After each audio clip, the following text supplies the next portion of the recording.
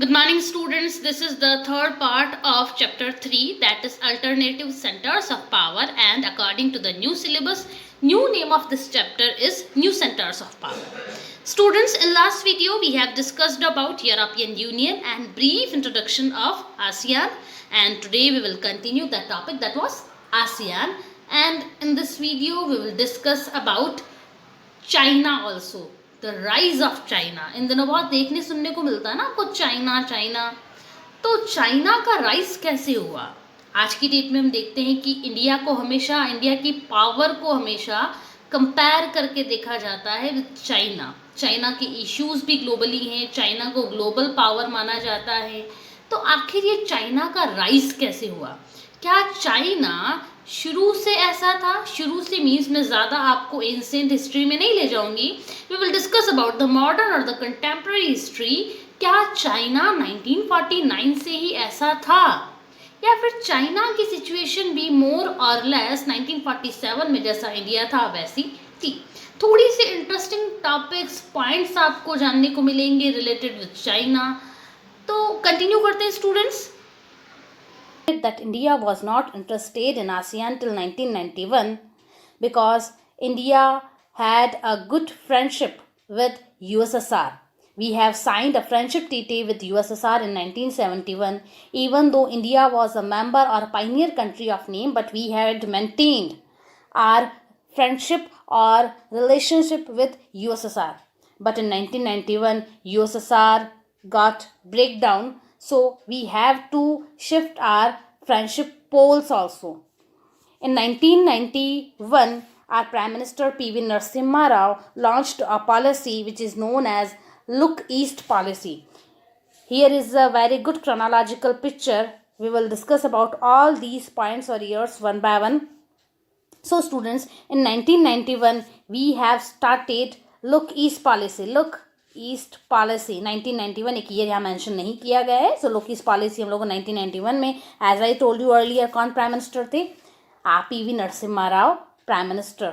ठीक है, जूम कर लेते हैं इसको थोड़ा सी, वन बाय वन डिस्कस करने की कोशिश करेंगे. 1995 की हम लोग बात करते हैं. India becomes full dialogue partner of ASEAN. 1996 में आते हैं. India participates in ASEAN regional forum. ARF कब बना था? 1994 में बना था. वापस आगे आते हैं. First ASEAN India summit held in Phnom Penh अपन बात कर रहे हैं 2003 में. India accedes to the treaty of amity and cooperation TAC, ASEAN India Framework Agreement on Comprehensive Economic Cooperation signed to lay the basis for an ASEAN India Free Trade Agreement FTA को लेकर भी हम लोगों ने बात की. 2005 पर आते हैं. 2005 में India joins east Asia summit EAC. 2010 पे आते हैं. ASEAN India Trade and Good Agreement enters into force. 2012 पे आते हैं. ASEAN and India upgraded the relations to a strategic partnership. 2014, India appoints the first Indian ambassador to ASEAN. 2015, ASEAN India Trade and Service Agreement and ASEAN India Investment Agreement enters into.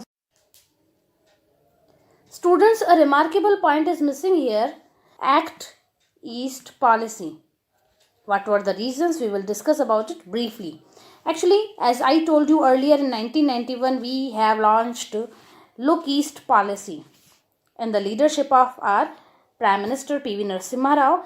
But we were very passive towards ASEAN and we were not able to avail the opportunities or the benefits which may be generated or created by ASEAN. So, in 2015, our late Foreign Minister thought that we have to change, we have to take some steps towards this ASEAN.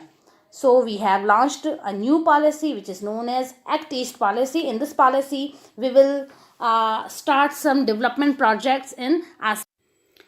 In 2018, India ASEAN celebrated 25 years of ASEAN and India relationship in Delhi. सो अभी तक हमारी ये progress रही है. Ministry of external affair की यहाँ site से मैंने एक नोट लिया है जिसको आप भी डाउनलोड करके पढ़ सकते हैं. नोट में ब्रीफली क्या मेंशन किया गया है इसके बारे में बताती हूँ. पूरी क्रोनोलॉजी जो हम लोगों ने यहाँ वेस्टर्न जो अपना पिक्चर है उसमें हम लोगों ने डिस्कस की है, वही सेम पिक्चर को, सेम क्रोनोलॉजी को यहाँ पे मोर और लेस डिस्कस करने की कोशिश की है। और इसमें ये भी बताया रखा है कि कौन कौन से रीजनल फोरम्स यहाँ पे हैं जिसमें इंडिया का एंगेजमेंट रहता है। यहाँ पे लुक ईस्ट पॉलिसी जो कि यहाँ पर 1992 वाला, 1991 एंड 2 वाला जो मिसिंग था उसको भी डिस्कस किया है, and which is converted into act east policy, वो भी इसमें मेंशन्ड है। 2014 में डिक्लेरेशन हुई थी और 2015 में हम लोगों ने इसको इनएक्ट में ला दिया। इसके अलावा यहाँ पे दूसरी भी बात कर रखी है कि कौन कौन से फोरम्स हैं जहाँ पर कि इंडिया और आसियान कंट्रीज जो हैं वो एक प्लेटफॉर्म शेयर करने का काम करती हैं। ऊपर और भी बात कर रखी है कि आसियान के मिशंस क्या क्या हैं, इनके बारे में आप चाहें तो मिनिस्ट्री ऑफ एक्सटर्नल अफेयर की साइट से इसको डाउनलोड करके पढ़ सकते हैं बहुत अच्छे से। Now in this chapter we will discuss about the third pole और third alternative of the world power और सेंटर ऑफ पावर। जैसे ही आपके चैप्टर का जो फर्स्ट पेज है उस फर्स्ट पेज पे आपको ये फोटो मिलेगा, ये फोटो मैंने वहीं से पिक किया है और ये फोटो शो करने का काम करता है कि कैसे चाइना ने अपनी इकोनॉमी को कन्वर्ट किया है। This is flag of China, ठीक है, ध्यान रखने की requirement. So students, there is a larger question कि चाइना इस सिचुएशन से यहाँ पर कैसे पहुंचा। इंडिया के भी 2 साल के बाद में इंडिया को 1947 में इंडिपेंडेंस मिला, चाइना को 1949 में इंडिपेंडेंस मिला। इंडिया की सिचुएशन आज इम्प्रूव हुई है, बहुत ज़्यादा इम्प्रूव हुई है, लेकिन आज भी इंडिया ऐसे नहीं कह सकता है कि हम लोग सुपर पावर बन गए हैं, ठीक है। लेकिन चाइना आज ये क्लेम करने की कंडीशन में है that China may be a super power till 2040। ये क्यों आया, कैसे आया, चाइनी की इकोनॉमी में ये अपलिफ्टमेंट कैसे दिखा, ये बूम कैसे दिखा कि चाइना इस सिचुएशन से, इस फार्मल लाइक पिक्चर से वो एक इंडस्ट्रियल हब बन गया, ठीक है, एक मैन्युफैक्चरिंग हब कैसे बन गया। यही टाइटल है आपकी इस एनसीईआरटी बुक का, which is rise of Chinese economy. One by one हम कुछ एक रीजंस की बात करेंगे। सबसे पहला, जायंट पॉपुलेशन, स्टूडेंट्स पॉपुलेशन जिसकी भी ज़्यादा होगी। यहाँ पे मैं पॉपुलेशन की पॉजिटिव साइड की बात कर रही हूँ, एक एक्टिव पॉपुलेशन की बात कर रही हूँ जो कि लिटरेट है, जो कि स्किल्ड पॉपुलेशन है, वर्किंग पॉपुलेशन है, हम लोग उसकी बात कर रहे हैं। चाइना की population, China is most populated country in the world, ठीक है। सबसे ज़्यादा पॉपुलेशन अगर किसी की है तो नंबर 1 पे आता है चाइना एंड नंबर 2 पे है इंडिया, ठीक है। और चाइना की पॉपुलेशन क्योंकि स्किल्ड भी धीरे धीरे होती जा रही है, टेक्नोलॉजी उनके पास बहुत अच्छी है, डेडिकेटेड है, दैट्स वाई चाइना अपनी इस डेमोग्राफिक डिविडेंड के जो बेनिफिट्स हैं उसको अवेल करने में सक्सेसफुल रहा है। This is not only a reason, there are many reasons behind this rise of Chinese economy. We will discuss about all these points one by one. इसके बाद अगर अपन देखें स्टूडेंट्स, स्टोरी मैंने आपको शायद बताई नहीं बताई, आई डोंट नो, बट जैसे ही चाइना को 1949 में चाइनीज़ रेवोल्यूशन होता है, सो कॉल्ड इंडिपेंडेंस मिलती है, वैसे ही चाइना को दूसरी कंट्रीज जस्ट लाइक इंडिया तो उनको रिकॉग्निशन प्रोवाइड कर लेती हैं, लेकिन यूएसए चाइना को रिकॉग्निशन प्रोवाइड नहीं करता है। रिकॉग्निशन प्रोवाइड करने का मतलब है कि यूएसए ने माना दैट जो चाइना जिसको सो कॉल्ड इंडिपेंडेंस मिली है, ठीक है, जहाँ पे रेवोल्यूशन हुआ है वो चाइना जो है वो कैप्चर्ड चाइना है, वो चाइना नहीं है। वो तो काउंट किसको करते थे, जो चाइना को रूल करने, एक गवर्नमेंट इन एग्जाइल जो चांग काई शेक चलाते थे उसको ही वो मानते थे कि वो चाइना है। चाइना को रिकॉग्निशन प्रोवाइड करने का काम एज अ नेशन नहीं किया था, लेकिन 1972 में अमेरिका को भी चाइना की जो राइजिंग पावर है वो अमेरिका को मालूम पड़ गई थी और अमेरिका ने धीरे धीरे करके 1972 में अपने आप से कहीं ना कहीं कॉम्प्रोमाइज़ किया और 1972 में उसने चाइना के साथ डिप्लोमेटिक रिलेशनशिप एस्टैब्लिश की और चाइना की सॉवरेनिटी को, चाइना के नेशनहुड को एक्सेप्टेंस प्रोवाइड कर ली, रिकॉग्निशन प्रोवाइड कर दी।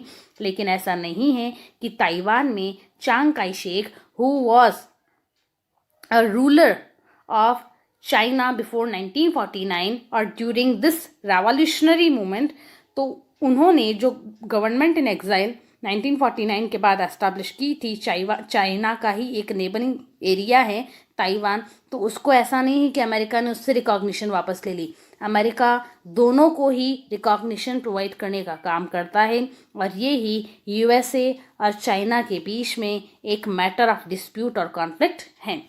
चाइना की जियो रिसोर्सेज की बात करेंगे। जो कंट्री जितना बड़ा होता है उसके पास जियोग्राफिकल जो रिसोर्सेज हैं, जो जियो रिसोर्सेज हैं, वो उतनी ही ज़्यादा, नेचुरल रिसोर्सेज जो हैं वो उतनी ही ज़्यादा रहते हैं। चाइना के पास भी जियो रिसोर्सेज कौन कौन से हैं उसकी अपन बात करते हैं, ठीक है। तो चाइना के पास रिसोर्सेज की बात करें, agriculture, industry, science and tech के उसके जियोलॉजिकल रिसोर्सेज माने गए हैं, जिसके की बेनिफिट्स को अवेल करने का काम किया है चाइना ने। चाइना की टेक्नोलॉजी इतनी इम्प्रूव्ड है कि चाइना इंडिया से कई ज़्यादा चीप रेट पर वो प्रोडक्ट्स मैन्युफैक्चर करता है। चाइना ने 1978 में ओपननेस की पॉलिसी इंट्रोड्यूस की थी। ओपननेस की पॉलिसी का मतलब क्या होता है ब्रीफली बता देती हूँ। हम लोग इवन दो पहले डिस्कस कर चुके हैं, बट रिवीजन एक हो जाएगा, ठीक है। One type of economies closed economy. Closed economy का मतलब होता है कि कोई कंट्री है, उस कंट्री की जो बाउंड्रीज हैं वो external trade, import and export के लिए वो क्लोज्ड रहेंगी, ठीक है। किसी कंट्री की जो बाउंड्रीज हैं वो इम्पोर्ट एंड एक्सपोर्ट के लिए क्लोज्ड रहेंगी। न किसी से बिजनेस होगा, न किसी से एक्सपोर्ट करेंगे, न किसी को इम्पोर्ट करेंगे, ऐसी बात होती है क्लोज्ड इकोनॉमी में। तो earlier China was a closed economy. Due to this policy of openness China attracted many industries, ठीक है। जो स्लोगन आज हम मेड इन इंडिया का लगाते हैं, ठीक है, वही बात चाइना 1978 में कह रहा था। दैट टाइम चाइना के लीडर थे चाउ एंड लाई। इसके अलावा अब इंडस्ट्रीज अट्रैक्ट क्यों हुई, उसके पीछे रीज़न है geo resources of China and giant population. Students, जहाँ पर भी जायंट पॉपुलेशन रहती है, पॉपुलेशन नंबर में ज़्यादा रहती है, वहाँ वेजेस कंपैरेटिवली, स्टूडेंट्स, हाँ। Privatisation of agriculture. Initially community cultivation होता था चाइना में, और कोई भी प्राइवेट लैंड की, प्राइवेट कल्टीवेशन की किसी को भी परमिशन नहीं थी। बट इन 1982 जैसे ही चाउ एंड लाई ने पॉलिसी ऑफ ओपननेस इंट्रोड्यूस की, तो उसके लिए more and more raw material की रिक्वायरमेंट थी। लेकिन रॉ मटेरियल ज़्यादा आ नहीं पा रहा था क्योंकि लोगों में इतना मोटिवेशन नहीं था due to this community cultivation, पहली बात, ठीक है। इसके अलावा दूसरा एक इम्पैक्ट ये था कि एक तो कम्युनिटी कल्टीवेशन है, इसके अलावा चाइना की पॉपुलेशन बहुत ज़्यादा है, तो जो सरप्लस की डिमांड रहती है इंडस्ट्रीज़ के लिए, वो सरप्लस चाइना क्रिएट नहीं कर पा रहा था ऑफ रॉ मटेरियल। इस वजह से चाइना ने लोगों को मोटिवेट करने के लिए प्राइवेटाइजेशन की पॉलिसी को इंट्रोड्यूस किया और एग्रीकल्चर का प्राइवेटाइजेशन हुआ। और जैसे ही एग्रीकल्चर का प्राइवेटाइजेशन हुआ तो उसके 2 और 3 इम्पैक्ट्स आपको देखने को मिलेंगे। सबसे बड़ा जो था, लोग मोटिवेट हुए, और मोटिवेट हुए तो क्या हुआ, जो प्रोडक्शन था वो इंक्रीज हुआ, ठीक है। प्रोडक्शन इंक्रीज हुआ, पहली बात। दूसरी बात है लोगों की सेविंग्स इंक्रीज हुई। लोगों की सेविंग इंक्रीज हुई तो उन्होंने इस सेविंग को इन्वेस्ट करना स्टार्ट किया। तो इस वजह से, इन चीज़ों की वजह से चाइना, जिसकी इनिशियली पिक्चर कुछ ऐसी आपको दिखती है, चाइना ने इसको इसमें कन्वर्ट कर दिया, ठीक है। China converted its whole economic system.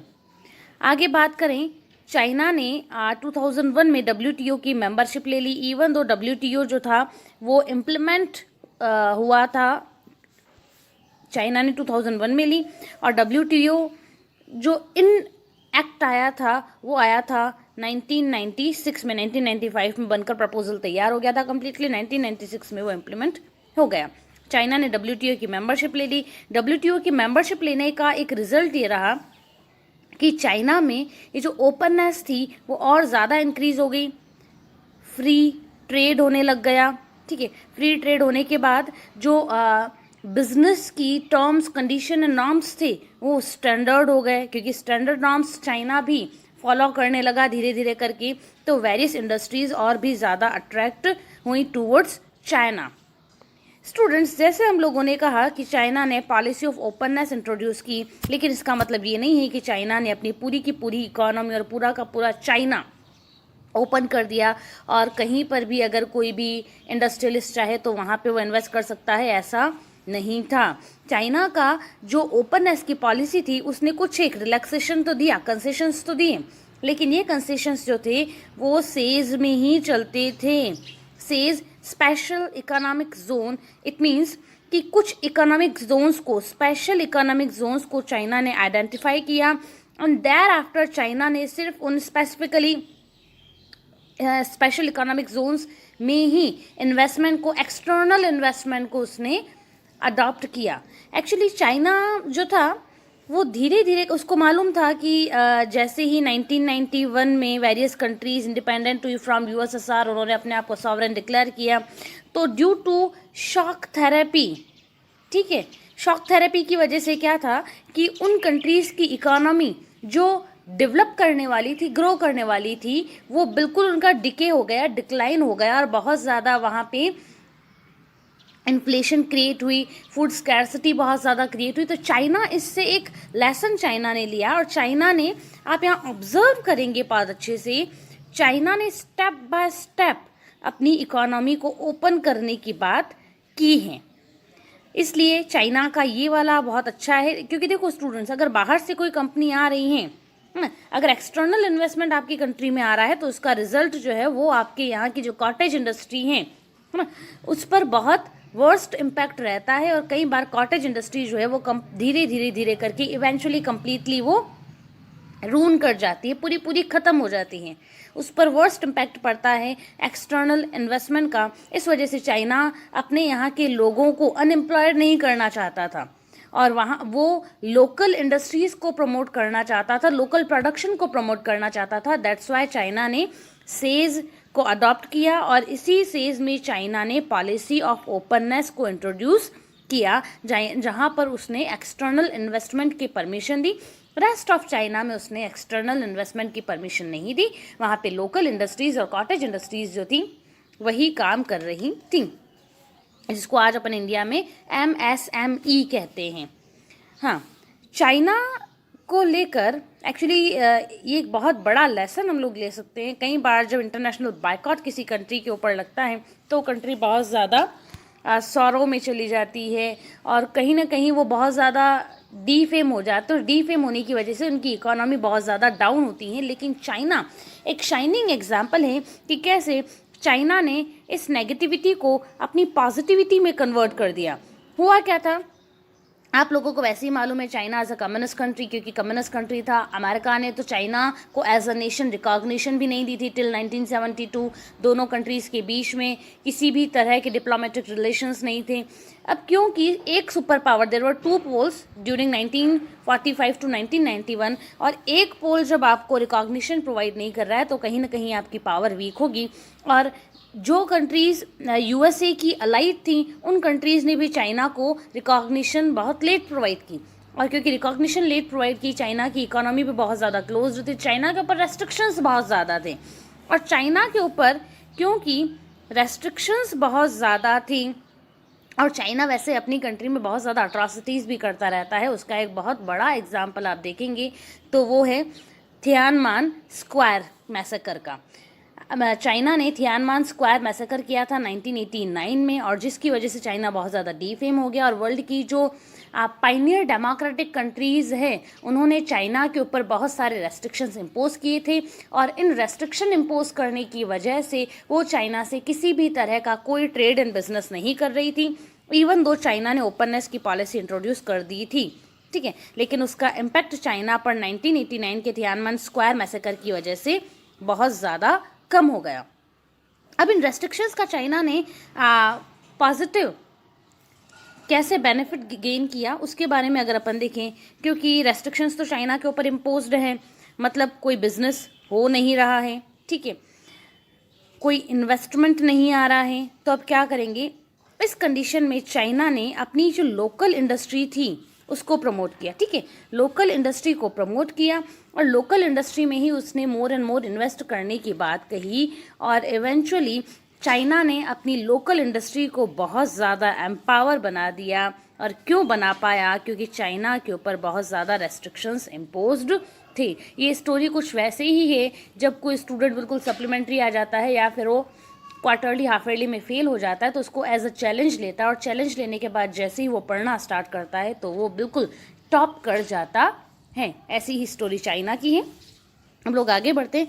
Students, China की इस इकोनॉमी के राइज करने की वजह से आज चाइना का अगर अपन फॉरेक्स देखें, ठीक है, अगर चाइना का आज अपन फॉरेक्स देखें, फॉरेक्स का मतलब होता है फॉरेन रिजर्व एक्सचेंज कितने हैं, फॉरेन रिजर्व एक्सचेंज कितने हैं, तो उसकी बात करें तो चाइना आज की डेट में, चाइना के पास, मैं कोरोना एरा की बात कर रही हूँ जहाँ पूरे वर्ल्ड में इकोनॉमी बहुत ज़्यादा डाउन चली गई है, इस कंडीशन में भी आज की डेट में चाइना के पास 3 ट्रिलियन डॉलर का फॉरेक्स चाइना के पास है। स्टूडेंट, एक इम्पॉर्टेंट बात और सुन लो आप, 3 ट्रिलियन डॉलर का जो चाइना के पास सिर्फ फॉरेक्स है, इंटरनल की तो बात अपन कर ही नहीं रहे हैं कि उसके पास और खुद के युआन्स कितने हैं, हम लोग इसकी बात नहीं कर रहे हैं, हम लोग बात कर रहे हैं डॉलर की कि चाइना के पास कितना डॉलर अवेलेबल है फॉरेक्स, ठीक है। तो वही चाइना के पास 3 ट्रिलियन डॉलर है, और ये 3 ट्रिलियन डॉलर जो है उतनी तो इंडिया की इकोनॉमी भी नहीं है।